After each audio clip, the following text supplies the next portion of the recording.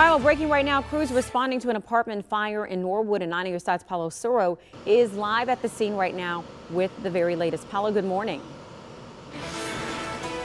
Well, good morning, Tamiko. The fire has been knocked out now for about an hour and a half, but as you can see, not very active behind me anymore. The fire trucks just recently left. There is an investigator on site still trying to figure out what's going on here, how the fire got started. And someone else that just arrived here was the American Red Cross. They tell me that so far they've been helping out 7 of the displaced residents. That's because this fire this morning displaced all of its residents and injured 2 of them. One of them had smoke inhalation. The other one had minor burns. Both refused to go to the hospital. Now, this is what we know so far. The fire chief tells us that police crews arrived this morning at 3:45, followed by the Norwood Fire Department.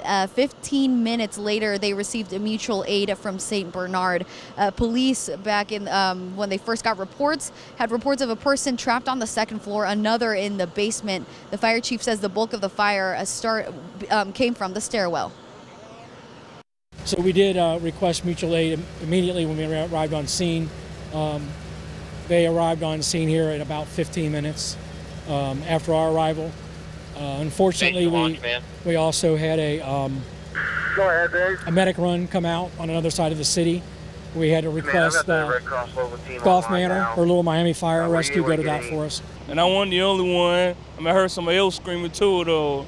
And when I opened up my window, right, I saw somebody else outside too that lives in there too. Now, the fire chief tells me they were able to fight this fire with an 11-person crew. Again, the Red Cross just recently arrived here helping all of those displaced residents, and an investigator also on scene here trying to figure out the cause of the fires. You can see it might be a little dark, but they are still at the front of the building trying to get the cause of the fire. But for now, we're live here in Norwood. I'm Paulo Suro, 9 on your side.